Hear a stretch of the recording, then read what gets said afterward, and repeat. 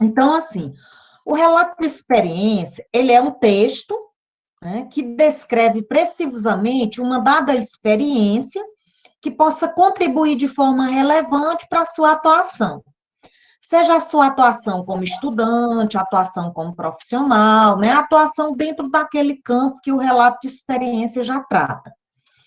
Então, esse relato, ele é uma descrição que um autor faz da sua vivência formativa, profissional, pode ser uma experiência exitosa ou não exitosa, porque nós aprendemos tanto com as experiências exitosas, mas também nós aprendemos com as experiências que elas não são exitosas, porque aí a gente já mostra caminho por onde os outros não devem ir, porque não dá certo fazendo daquela forma. Mas que essas experiências, elas contribuam para a discussão, para a troca e a proposições de ideias com vistas à melhoria da educação, que é a nossa área, né?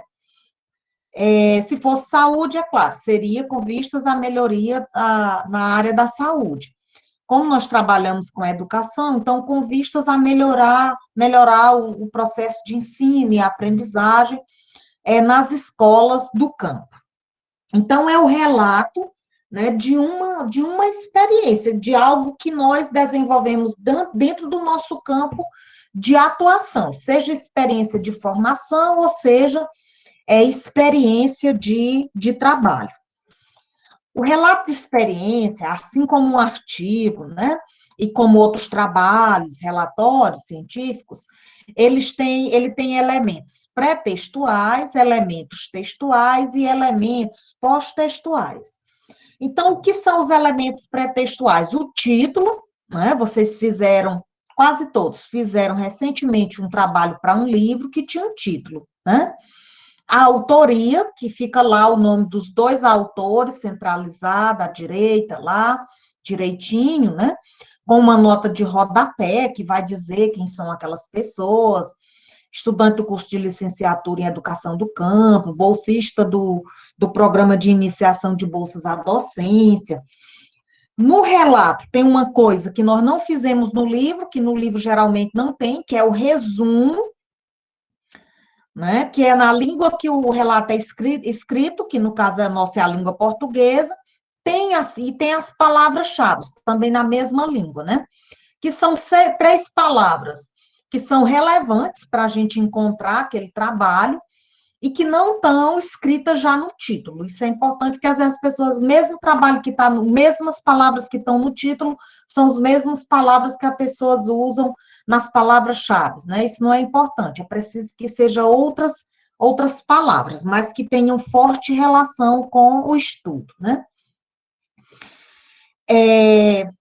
O resumo, né? O resumo, ele é um texto breve, sucinto, direto, escrito, né, na terceira pessoa do singular, que traz as principais informações sobre o relato, né? Como, por exemplo, esse relato de experiência tem como objetivo socializar aprendizagens obtidas por meio do desenvolvimento de um projeto didático na Escola Família Agrícola de Miguel Alves. Desenvolveu-se pesquisa, ou estudo foi desenvolvido a partir de leituras realizadas no âmbito do PIBID, através da qual teve-se a oportunidade de elaborar e desenvolver um projeto sobre a temática tal. Então, ele é bem preciso. Os resultados apontam que, pronto. Então, geralmente, um resumo, né, ele tem até 12 linhas, no máximo 12 linhas, ele é escrito direto, né, não tem parágrafo, é um texto direto, seguido de ponto direto, né, que traz essas informações mais importantes, que são o que é o trabalho, o objetivo, a metodologia e os resultados que foram obtidos, né? Aqui, conclusões, você chegou por meio do desenvolvimento daquele trabalho. Os elementos textuais são três, que é a introdução, o desenvolvimento e a conclusão. Sendo que esse desenvolvimento, ele está dividido geralmente em três partes, né? que é em duas partes, que é a fundamentação teórica que a gente faz nos artigos, você já tiver essa experiência, e a discussão dos dados, que é onde você vai apresentar mesmo como foi o passo a passo daquela experiência, a que conclusões você chegou, é claro, uma discussão fundamentada. E os elementos pós-textuais são as referências, porque todo relato de experiência ele deve ser fundamentado à luz da teoria, né? Então, os autores, assim como a gente usa autores para fundamentar as nossas proposições nos artigos, nós também usamos os autores para fundamentar aquilo que nós trazemos na experiência, né? Tem um modo de fazer essas referências, né? Nós já falamos sobre isso, tá aí a norma, né? Nós vamos aprofundar agora algumas coisas sobre essas produções. Os apêndices e os anexos são elementos opcionais. Apêndice é tudo aquilo que é produzido pelo próprio autor, tá certo? Então, se você vai querer colocar fotos, né, da experiência que você desenvolveu, desses projetos, modelos de atividade, se foi você que produziu, e você acha que isso é importante, trazer esses materiais usados no projeto, as imagens, né? Você coloca nos apêndices. Nos anexos, são os documentos que não foram elaborados pelo autor, mas que complementam aquilo. Às vezes é um texto sobre a temática, algum gráfico, alguma ilustração. Então, isso é o que nós denominamos de anexos. Sobre isso, vocês gostariam de perguntar alguma coisa, tirar alguma dúvida? Então, vamos para frente. Então, sobre essas três partes principais que são obrigatórias: introdução, desenvolvimento e conclusão, né?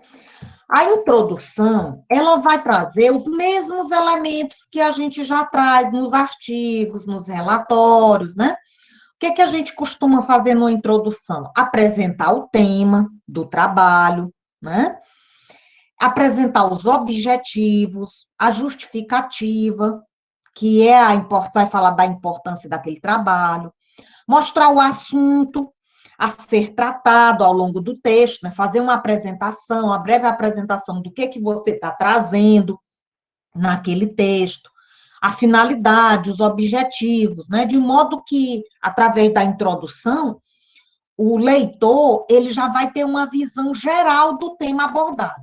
Qual é o assunto, o que aquela pessoa teve como objetivo, por que aquele assunto foi importante, o que aquele trabalho apresenta ao longo do seu percurso.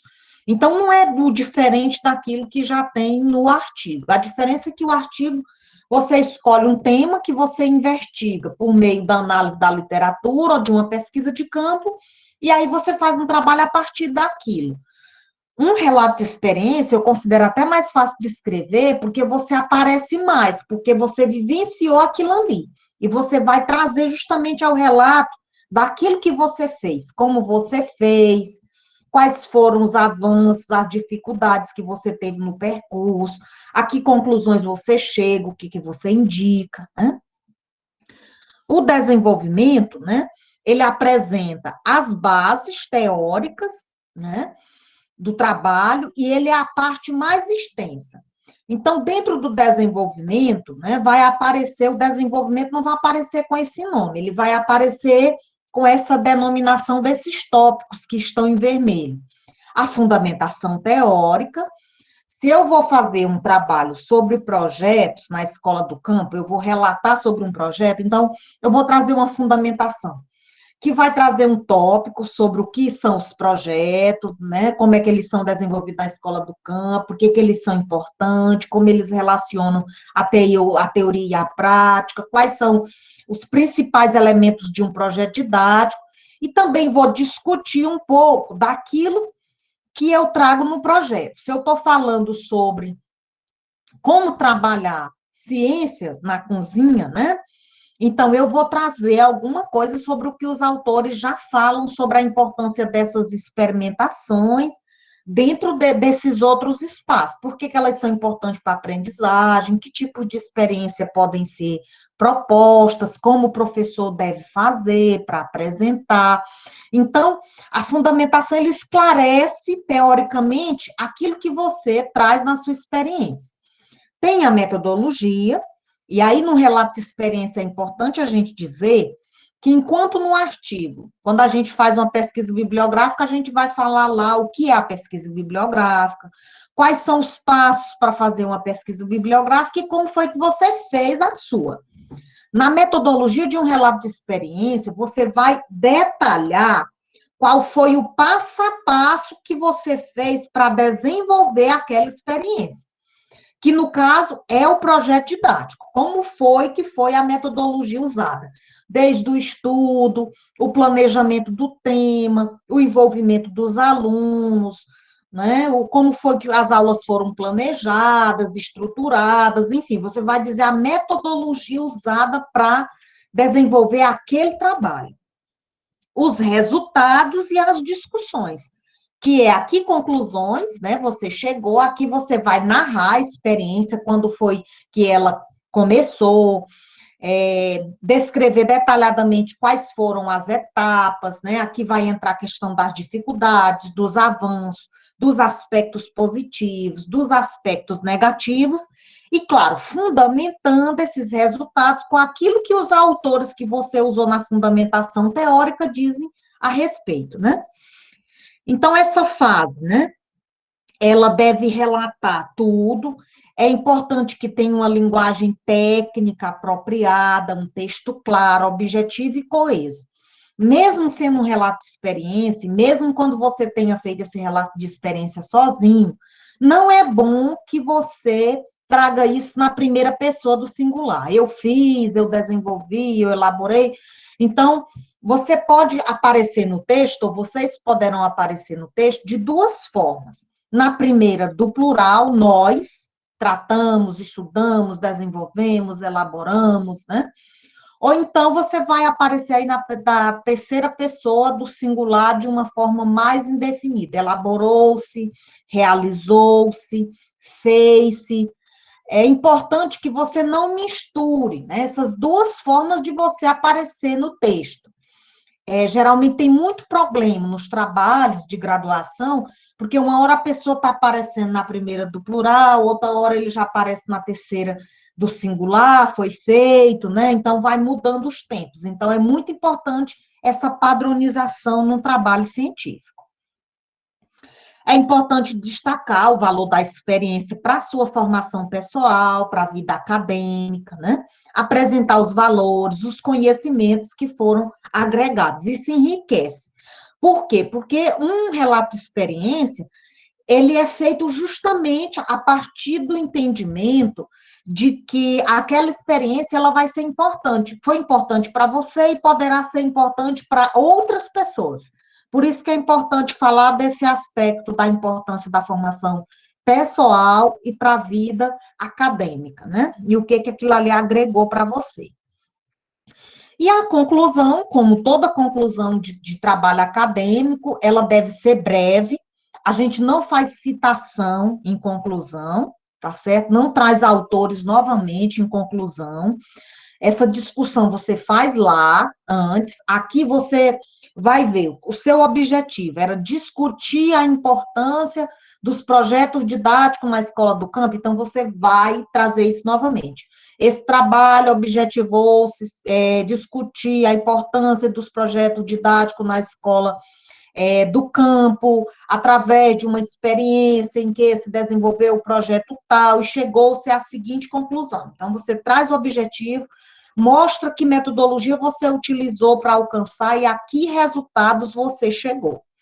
Então, aqui também é importante destacar os pontos negativos, né, os positivos, que não devem ser tratados como falhas, né, mas também como algo que acontece em todo trabalho, tem aspecto positivo e tem aspecto negativo. E caso seja necessário, você pode fazer também alguma recomendação. O que você recomenda dentro dessas falhas que as pessoas podem fazer para não ter os mesmos problemas que você teve durante o percurso da sua experiência. E as referências, né, que nós devemos sempre considerar as normas, tem um jeito de fazer referência de livro, de fazer referência de artigo de revista, e na hora que a gente coloca isso no Google, ele vai te dar um exemplo, vai te dar um modelo.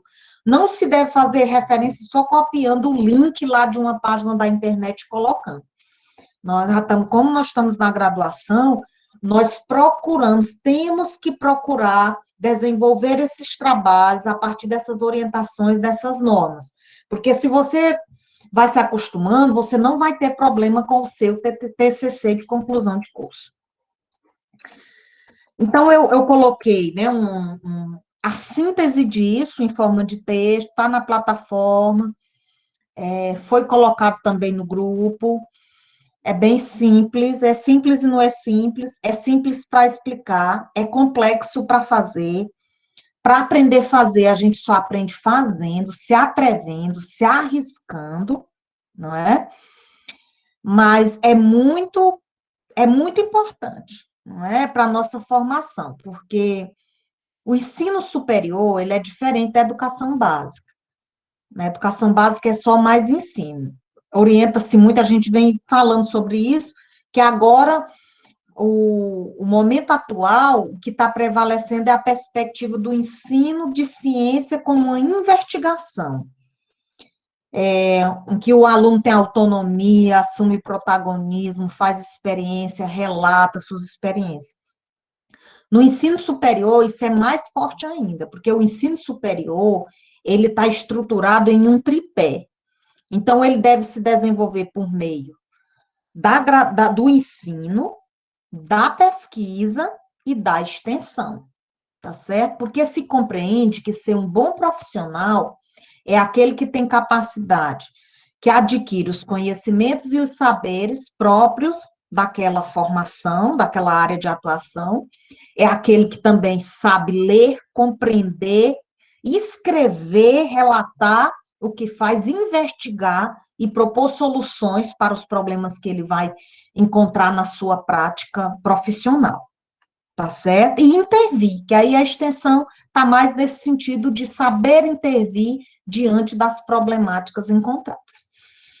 Então, como eu falei, reforço mais uma vez, a nossa proposta é um livro em cada semestre. Esse ano nós já estamos saindo no primeiro semestre com esse nosso livro, que vai ser lançado, e a proposta é lançar esse segundo livro sobre os projetos didáticos no segundo semestre de 2021. Todos vocês estão convidados. Gostariam de perguntar alguma coisa a respeito? Tirar dúvidas? Vixe, Maria. Ou não entenderam nada, ou não tem nenhuma dúvida. Qual das duas opções? Olá, professor. Esse relato de experiência pode ser feito pela gente também, professor? Pode, tenho a maior alegria, Como não é? profissional. Sim, podem. Vocês podem tanto fazer seus relatos específicos, como poderão também fazer em parceria com os alunos, estarem inseridos nas produções dos alunos, contribuindo. Vocês poderão sempre também fazer trabalho de vocês três, como supervisores, quando o tema estiver mais relacionado a esse papel de supervisão no PIBID. Nós temos esse trabalho dos livros, né? Mas nós temos também aí, direto, assim, os eventos científicos e as revistas. As revistas científicas, nos concursos, nas seleções de mestrado, doutorado, especialização, elas valem até mais ponto do que os capítulos de livro. E as revistas estão abertas direto. Então, aqueles que, não, vou começar a fazer minhas produções, porque tenho interesse em estar dando uma melhorada nesse meu currículo, que eu tenho outros planos, também poderão estar mandando seus trabalhos, que eu faço a análise, faço as indicações, as correções. Eu gostaria, assim, que vocês se sentissem, assim, super à vontade para produzir, para pesquisar, independente de qualquer coisa, tá certo? Por exemplo, né, a gente está aqui pedindo uma comissão para pensar na live de lançamento do livro. Aí eu gostaria também que a gente pudesse pensar aí em 3 pessoas que gostariam de fazer o relato da experiência do curso sobre o ensino remoto.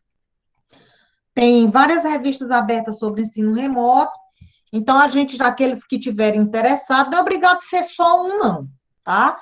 Se tiver 2 grupos de 3 interessados, a gente manda um para uma revista e o outro relato para outra revista. Então, vamos pensar quem gostaria de fazer o relato, porque aqueles que disseram, olha, nós estamos interessados, vamos fazer, eu vou mandar o projeto, porque o projeto todinho você vai aproveitar lá no relato de experiência. O texto do projeto já vai fazer parte disso, né? E aí eu vou mandar, e aí vocês vão produzindo, vão se articulando, vão se organizando, né? E a gente vai melhorando a formação. O nível de Professor, vocês, no meu modo de ver, o nível de vocês já está muito mais avançado do que os que não estão em ações formativas do PIBID. Essa é uma opinião minha. João estava falando. Diga, João. professor, quanto a essa questão, né, da gente já pensar em artigos e para publicar e etc., eu estava pensando nisso de antemão, mas como uma medida para me auxiliar a escolher a questão do TCC, escolher já no tema. Então, como eu estava com várias ideias, eu estava pensando, se eu desenvolver um trabalho sobre cada uma, acho que fica mais fácil, né, para mim conseguir escolher um tema final. Aproveitar como ainda tem um tempo. Fica assim, né? Fica, e aí, acho que já é tempo, porque assim, olhe, fazer um TCC de uma hora para outra com um aluno que não escreve é parto sofrido, viu? É parto sofrido. Eu sei que eu sou muito grossa, né? E reconheço, eu sou grossa, sou exigente demais, porque sou exigente comigo, aí entra todo mundo que está no entorno. Mas eu também, né, não tenho só defeitos, né? Eu também tenho as qualidades. E às vezes, assim, na LEDOC, existem professores que selecionam muito seus alunos com quem eles vão trabalhar. E acabam ficando só com aqueles que todo mundo já sabe quem é que escreve. Não é? Porque a gente vai acompanhando os trabalhos ao longo das disciplinas, então todo mundo sabe quem escreve e quem não escreve.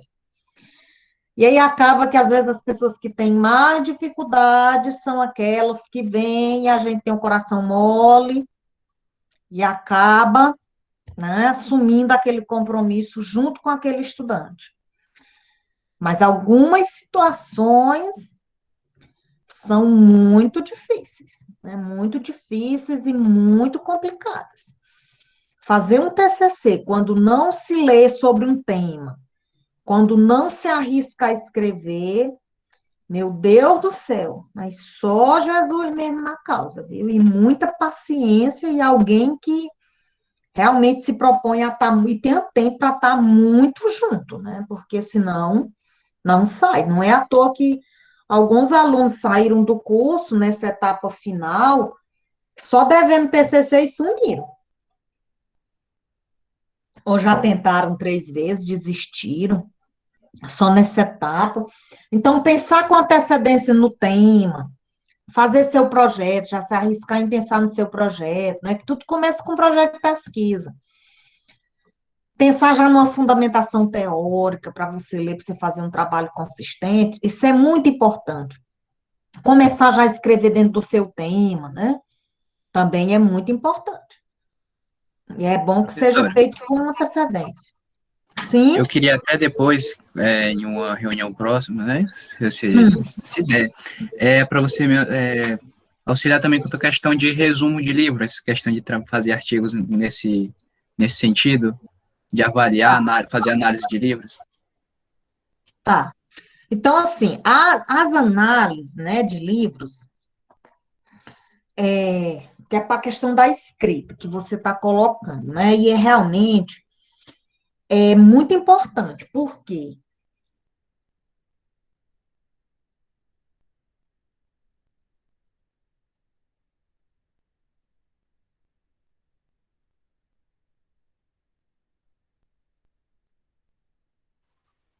Alô? Me ouve aí? A apresentação da professora está travada.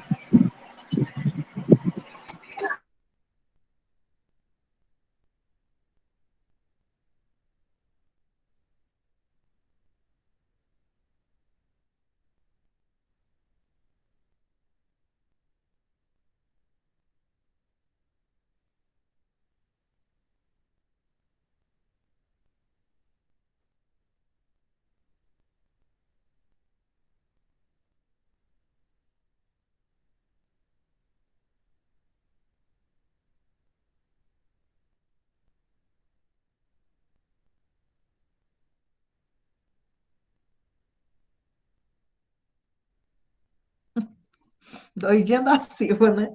Só o Recontec não está fazendo efeito. Estão me ouvindo? Agora sim. Sim, Agora tudo sim, ok. eu saí e entrei de novo, né? Sim, estava só dizendo que isso que o João está colocando é importante, né? Que para você elaborar um trabalho, você precisa saber estudar, não é só ler. Quer dizer, o aluno lê alguma coisa, mas não sabe comentar, escrever, comentar, discutir e escrever sobre o que ele leu. Então, assim, o que o João, né, está colocando, tem duas formas da gente fazer, através dos fichamentos e das resenhas, né? Porque são duas formas, você lê o livro, né? Eu também faço parte de grupo de estudo. E a gente trabalha estudando livros. Então, quando eles passam um livro, eu percebo, tem muita gente que só lê e fala alguma coisinha. Eu não, porque eu sou muito prática com minhas coisas. Então, assim, se eu li aquele livro, eu já faço a resenha dele, com os pontos, com as observações, com o que ele aborda, com as conclusões que aquele autor chegou sobre aquele tema. Porque no dia que eu vou escrever sobre aquilo ali, aquele trabalho ali, aquela minha análise, ela já está pronta. E eu só aproveito. E se eu não fizer isso, quando eu for escrever, eu vou ter que reler tudo de novo, fazer tudo de novo. Estão entendendo? Estão ouvindo? Estão me ouvindo, gente? Estamos, Não? professora. Estamos. Sim. Entendendo? Então, assim, a gente pode, no próximo encontro, a gente pode falar um pouco sobre pesquisa bibliográfica, porque isso também é trabalhar com a pesquisa bibliográfica, como fazer resumo, como sintetizar e como resenhar. Porque aí, à medida que vocês forem lendo, vocês já decidem logo. O que é importante? O tema, não é? Porque se você tiver um tema e os objetivos, né, daquele estudo. Porque se você tiver isso, seu tema, os objetivos daquele estudo são os principais elementos de um projeto. O que você for lendo, você já vai resenhando e estruturando. Tá certo, Gerson? Tá, professora, tudo certo. Desculpa, eu deixei o áudio aberto aqui. Tá bom. Então é isso, né? E aí, assim, a gente só tem 20 minutos. O que é que vocês leram sobre o projeto político pedagógico? Nós agora, né? Nós vamos entrar numa outra fase do PIBID, que é a ambientação na escola e o estudo do projeto político pedagógico. É isso que está no projeto da CAPES. A coordenação mandou um modelo de projeto. Vocês olharam o modelo? O que é que vocês acharam?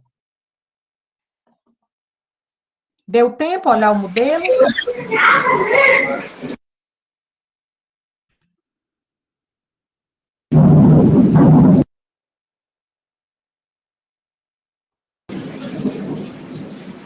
Oi, professor, eu consegui olhar o modelo. Me diga uma coisa. Aquele relatório é para os discentes e para os supervisores? O de vocês, ela ainda está elaborando, tá certo? E o Ok, de vocês será bimestral. certo. O dos estudantes será mensal, pelo que está colocado, pelo que está posto, né, no documento. Então, assim, para a gente encerrar assim, esse assunto, porque não vai dar tempo falar hoje sobre o projeto político-pedagógico, eu vou só dar alguns encaminhamentos aqui. Nós vamos falar logo do relatório, porque aí essas... Aqui não. Aqui.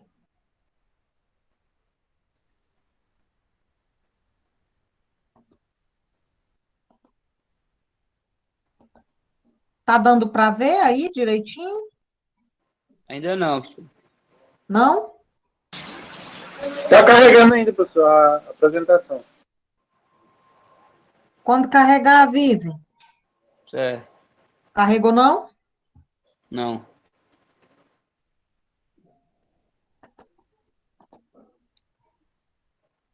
Eu vou parar e vou começar de novo. Ô, negócio difícil hoje. E agora, tá dando para ver? Apareceu? Apareceu. Tá?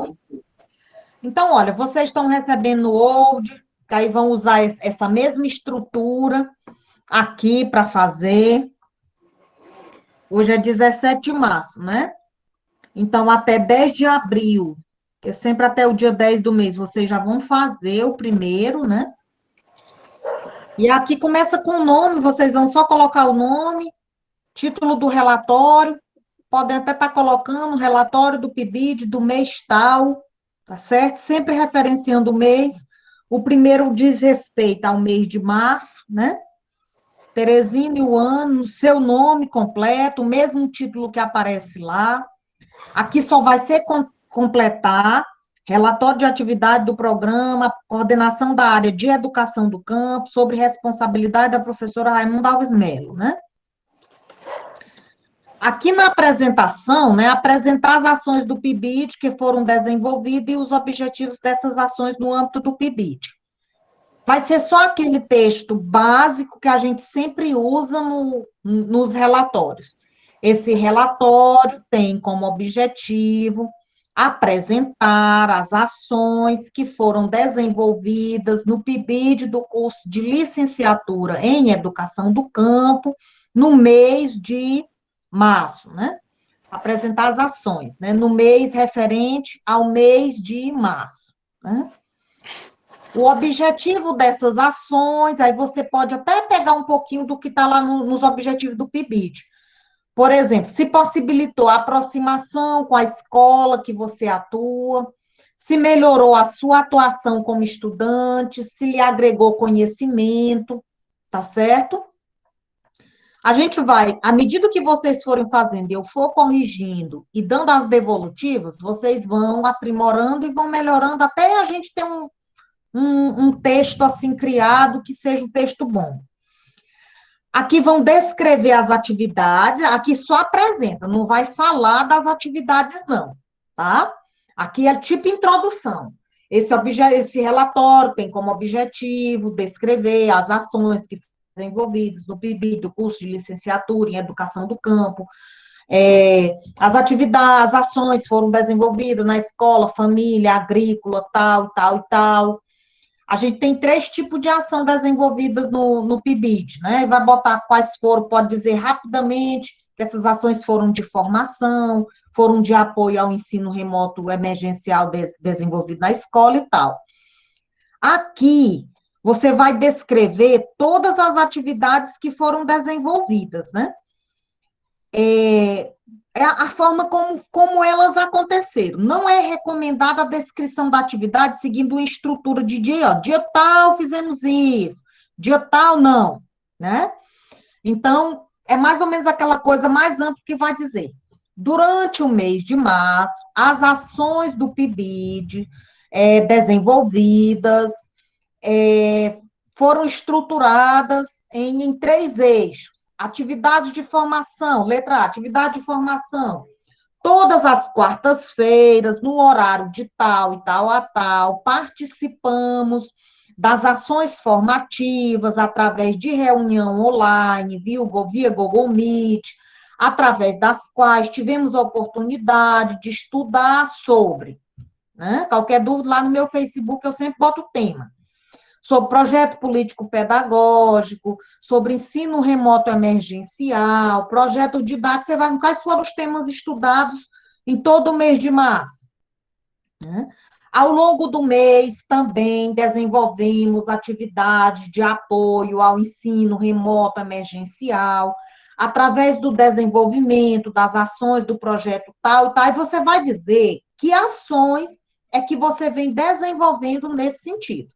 Então, não precisa botar dia, mas falar, né, quais são as ações que estão sendo desenvolvidas e o objetivo delas. Aqui, né, na sequência, é o registro fotográfico, né? Quem já estava no PIBID sabe que a gente trabalhava só com relatório fotográfico, né? Agora que a nova coordenação aí tem que encher relatório aqui do tamanho do mundo, mas antes era mais simples.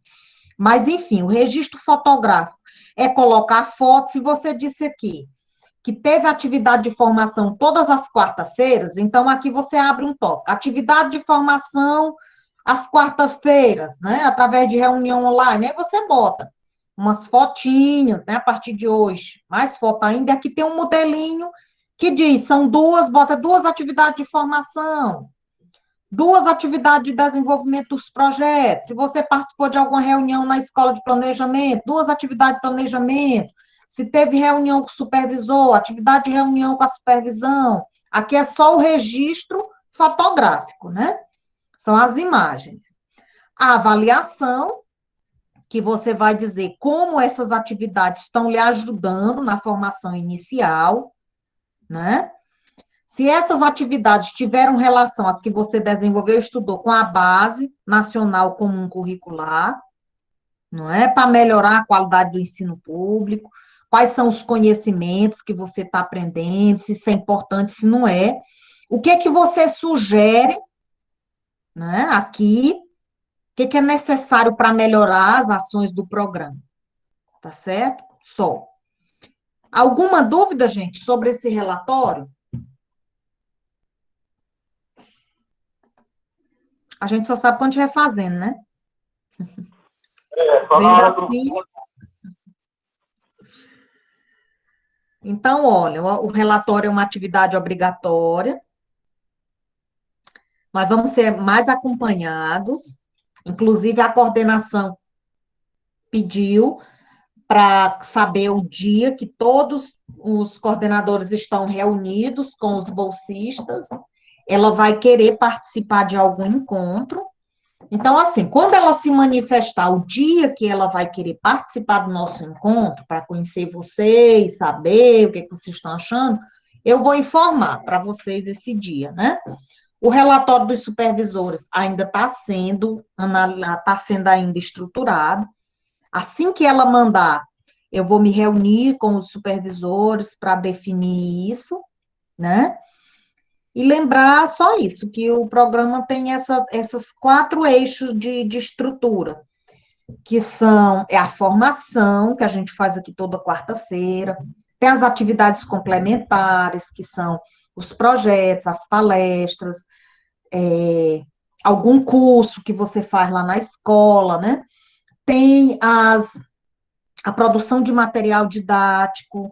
Então, se você produzir um material dentro desse projeto, se você produzir um vídeo, uma aula vídeo, uma live na escola, um cartaz, uma sequência didática, uma trilha de aprendizagem, vocês também, nosso curso foi para isso, e os supervisores poderão, né, pedir isso de vocês, essa produção de material que está como um eixo.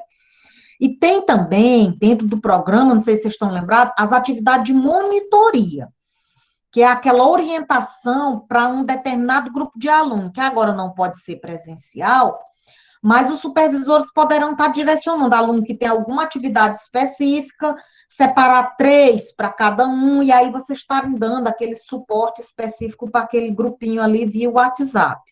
Eles estão orientados que, além dessas nossas 4 horas semanais, vocês podem ajudar durante 4 horas semanais na escola, né, ajudando a produzir essas atividades.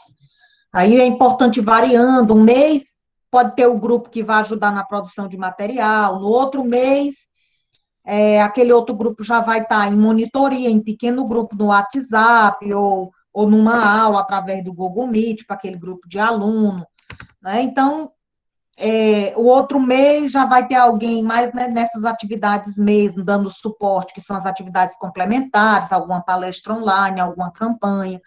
Então, vocês precisam ser envolvidos nessas atividades do ensino remoto, né? Eu tenho reforçado muito isso junto aos supervisores. Nós sabemos que a condição é péssima, não é boa, nós sabemos das dificuldades, mas isso faz parte da atual situação da educação no Brasil e no mundo, e nós, se é relação teoria e prática, nós temos que aprender a ser docente também no tempo da pandemia, que é o que os docentes estão fazendo hoje, né? Por mais difícil que seja, as condições. Mas envolve, porque a UFP se comprometeu que faria isso. Tá bom? Alguma dúvida sobre isso? Professora, O apoio, né? Fala, Já. Primeiro Samuel, deixa o Samuel terminar. Sim. aqui na EFA de Miguel Alves, a gente está fazendo o material impresso. Aí, no caso, quando a gente manda, né, para o e-mail da escola, manda atividade, mas quando essa atividade ela chega novamente na escola respondida, o professor tem que ir lá pegar, né? Aí é saída em pegar as atividades respondidas. A gente pode anexar no relatório? Olha, nesse momento, né, a UFP não está autorizando a presença de vocês nos espaços, não é? Então, seria importante que os supervisores, né, eles envolvessem vocês nessas atividades que não envolvessem deslocamento. Tipo, o grupo de Miguel Alves, a gente poderia ver dentro do ensino de ciência ou até componentes afins, como matemática também. O pessoal lá da EFA sabe que a gente tem toda uma liberdade para vocês vivenciarem essa docência de uma forma interdisciplinar até, né? Então, assim, nós podemos ajudar. Quais são os assuntos trabalhados esse mês, né, no ensino de ciência, de matemática, tal? Quais são as habilidades da BNCC, tal? Olha, então, nós podemos ajudar aqui na preparação desses materiais e tudo. Mandar até com uma certa antecedência para os professores analisarem se são pertinentes, se não são pertinentes, se somam. Ajudar a fazer o diagnóstico, as provas daqueles conteúdos, porque lá eles sempre colocam na segunda quinzena. Agora, assim, esse momento que envolve vocês se deslocarem para ir receber coisas, aí a gente não está fazendo essa autorização. Então, seria mais essas atividades, como eu estou dizendo. Elaborar material, mandar pelo e-mail, pode, né? Fazer alguma palestra, atividade educativa, campanha educativa na rede social da escola sobre tema educativo, pode, que não vai se deslocar.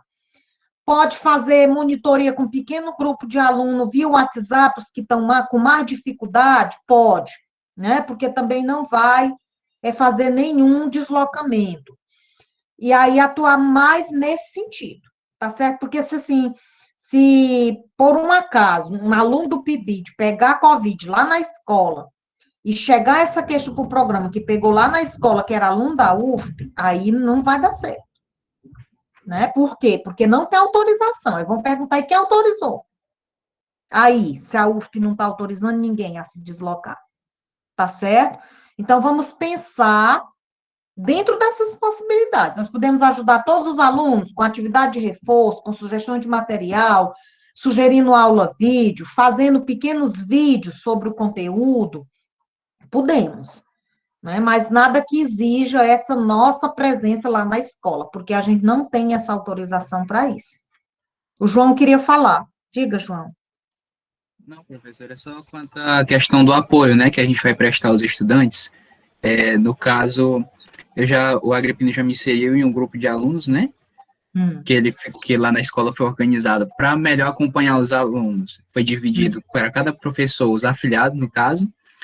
E aí, como eu estava inserido naquele grupo, os alunos, já teve uma aluna, no caso, que me procurou, né, como o Agripino acho que estava sem rede e tudo, ela me procurou para tirar uma dúvida. E aí, se eu quiser inserir isso no relatório, como é que eu faço? Eu coloco print também, essas coisas, né? Pode colocar, porque assim, você não se deslocou, né? Ela foi até você. E aí você tem que tomar todos os cuidados, né? Máscara, álcool e tudo, e dizer Ela mandou que foi mensagem, feito. professor. Ah, então pronto, Falando, isso aí por isso que eu tô cabe falando, sem ser o também. print, Pronto, né? pode sim, né? O print, ou até informar, né? Que está fazendo esse trabalho de monitoria online com os estudantes, viu? Tudo esclarecido, minha gente? Então, assim, as dúvidas que foram surgindo do relatório, não tenham medo de colocar no grupo, porque a dúvida de um é a dúvida do outro. E quando nós vamos fazer algo novo, é perfeitamente comum que a gente tenha dúvida. No momento que eu receber, eu vou olhar, se precisar fazer alguma correção, eu vou fazer a correção, vou enviar, e aí vocês vão aprimorando o texto, que esses textos vão sendo muito parecidos e vão melhorando. Em cada mês vai ser aberta uma página, uma pasta, e vai ser colocado todos esses relatórios. Ela disse que não vai pedir para mandarem esses relatórios para ela, mas ela vai ficar pedindo por amostra, do tipo, no próximo mês, ela pode escolher 2 coordenadores e dizer assim, fulano, mande aí os seus relatórios para eu ver.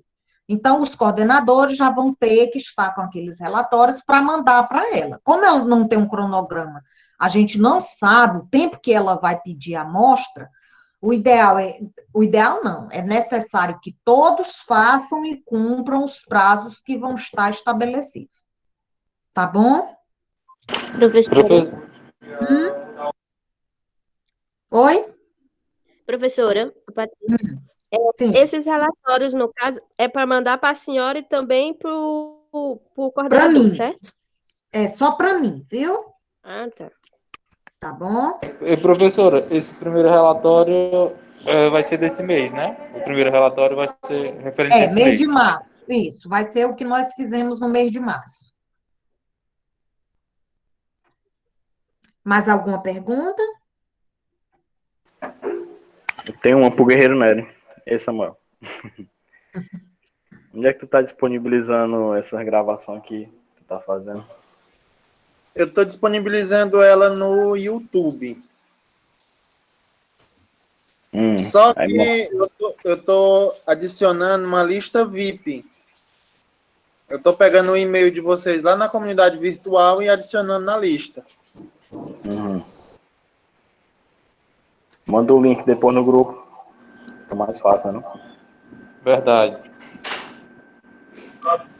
Então, gente, assim, agora já são, 3 horas, está na hora da outra reunião, né? Eu quero agradecer a vocês. Hoje nós tivemos uma pauta que ela não foi atendida, que é a questão dos projetos, né, pedagógicos das escolas, e já antecipar aqui para os supervisores que eles disponibilizem para vocês no grupo que foi criado o projeto político-pedagógico da escola. Não importa se está atualizado, se não está atualizado, é o projeto que a escola tenha. Nem que tenha sido o primeiro que ela foi criada, tá certo? Mas disponibilize o projeto para vocês irem lendo, porque nós vamos falar no próximo encontro sobre o projeto político-pedagógico, o que ele é, e vou apresentar para vocês um modelo de análise que vocês vão analisar, os projetos das escolas, e nós vamos ter um momento de discussão desses projetos dessas 3 escolas, à luz desse texto da Veiga que eu coloquei no grupo, que é um texto claro, é um texto simples, né? E das discussões que nós vamos fazer. Essa é a nossa proposta para o próximo encontro, então não vou nem colocar no grupo o que nós vamos fazer, porque já está dito hoje, tá bom? E o texto já está lá, já está na plataforma de formação do PIBID. Tudo bem? Alguém perguntou o prazo do relatório. O relatório é até o dia 10 do mês. Então, é até o dia 10 de março para mandar o relatório do mês até o dia 10 de abril para mandar o relatório do mês de março. Tá bom? Mais alguma coisa? Professor, mas se é até o dia 10, referente ao mês de março, aí esses, por exemplo, 5 dias, os primeiros 5 dias serve para correção. Para a gente mandar você corrigir e mandar a devolução para a gente. Sim.